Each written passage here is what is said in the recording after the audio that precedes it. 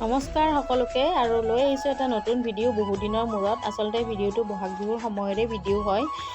মই ভিডিঅ'টো আপলোড কৰা নাছিলোঁ এইকাৰণে যে মিষ্টাৰৰ অলপমান গাটো বেয়া আছিলে, চাৰ্জাৰী হৈছে, গতিকে হস্পিটেল ঘৰ কৰি থাকোঁতে মোৰ ভিডিঅ' এডিট কৰা হোৱা নাছিলে, আপলোড কৰাও হোৱা নাই। এতিয়া যিহেতু ভগৱানৰ কৃপাত তেওঁ অলপমান সুস্থ হৈছে, গতিকে ভিডিঅ'টো আপলোড কৰোঁ বুলি ভাবিছোঁ। আৰু এই মন্দিৰভাগ উত্তৰ গুৱাহাটীত অৱস্থিত, মানে GNRC উত্তৰ গুৱাহাটীৰ যিখন GNRC আছে তাৰ প্ৰায় নিচেই ওচৰতেই হয়।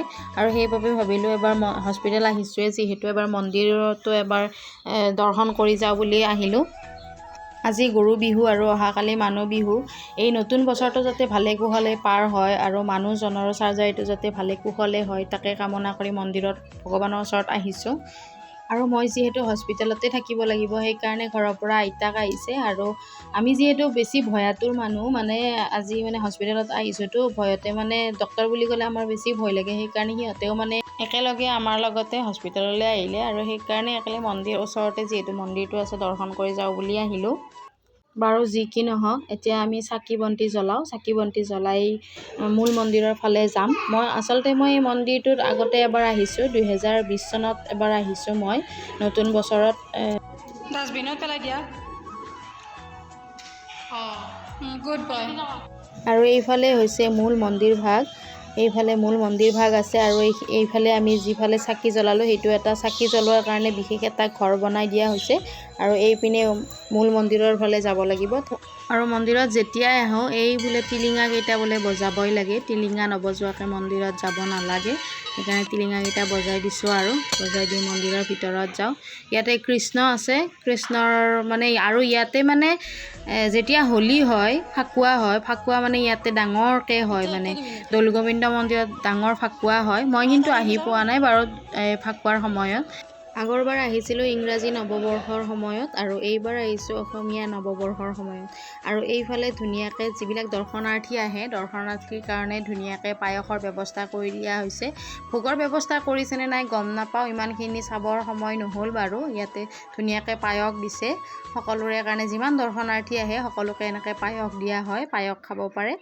আৰু ইয়াত কিন্তু বান্দৰ বহুত আছে দেই, বহুত বান্দৰৰ বহুত উৎপাত কৰে।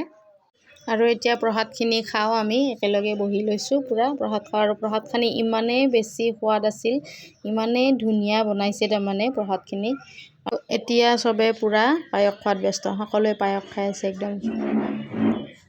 আৰু দৌলগোবিন্দ মন্দিৰত আহিলে মানে অলপ সাৱধান, মানে হাতত যদি খোৱা বস্তু লৈ থাকে বান্দৰে মানে হাতৰ পৰা টানি লৈ যাব পাৰে। এইফালে মানে ভূতৰ টোপোলা হাতৰ পৰা টানি লৈ গৈছে বান্দৰকেইটা, মানে খোৱা বস্তু দেখা পালে হাতৰ পৰা টানি লৈ যাব। আৰু এনেই বেলেগ একো দিগদাৰি নকৰে, খালি খোৱা বস্তু দেখিলে মানে লৈ যায় আৰু হাতৰ পৰাই লৈ যায়।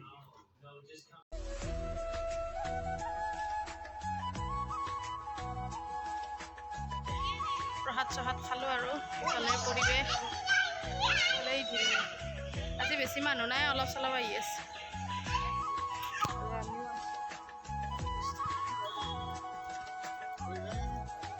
চাবা ফটো উঠা লাগে, বম ডাঙৰ। এইফালে হৈছে চাকি লগোৱা জেগা, এই ডাঙৰ ঘণ্টা,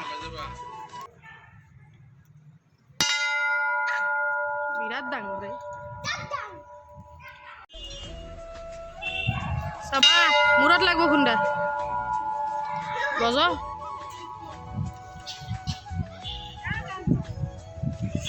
ধুনীয়া বতাহ দিছে, বহুত ধুনীয়া বতাহ।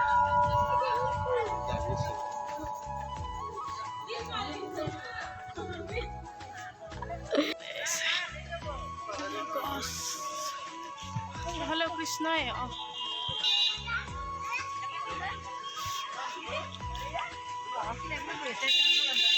বান্দৰ চাওক, মানুহ বহাৰ মানুহ নাই সেইকাৰণে বান্দৰে বহি আছে কি ধুনীয়াকৈ।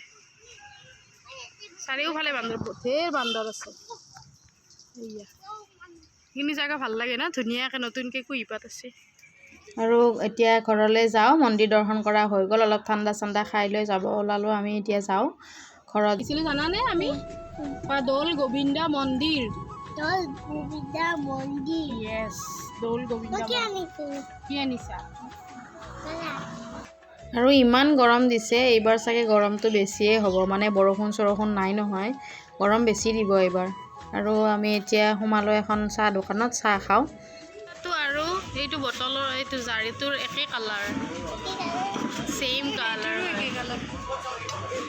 আৰু ল'ৰা সৰু হ'ব পাৰে কিন্তু তাক কিন্তু চিংৰাই লাগিব চিংৰা নহ'লে চাহ নাখাব আৰু সেইকাৰণে পূৰা চিংৰাই লৈ লৈছে চিংৰা খাব আৰু চিংৰাবোৰৰ লগত পূৰা খেলি আছে আৰু আজি যিহেতু বিহু আৰু বিহুৰ বতৰ বুলি ক'লে বিহু নুশুনাকৈ থাকিব পাৰি জানো গতিকে বিহু শুনিয়ে ঘৰমুৱা হ'লোঁ আৰু এই ভিডিঅ'টো ইমানতেই সমাপ্ত কৰোঁ ভিডিঅ'টো চাই আপোনালোকে কেনে পালে জনাব যদি ভিডিঅ'টো চাই ভাল পাইছে তেনেহ'লে লাইক কৰিব আৰু কমেণ্ট কৰিব যদি মোৰ এই ভিডিঅ'টো ইউটিউবত চাই আছে তেনেহ'লে মোৰ চেনেলটো ছাবস্ক্ৰাইব কৰি দিব আৰু যদি ফেচবুকত চাই আছে তেনেহ'লে মোৰ পেজটো ফ'ল' কৰি দিব নাপাহৰিব আজিলৈ আহিছোঁ বাই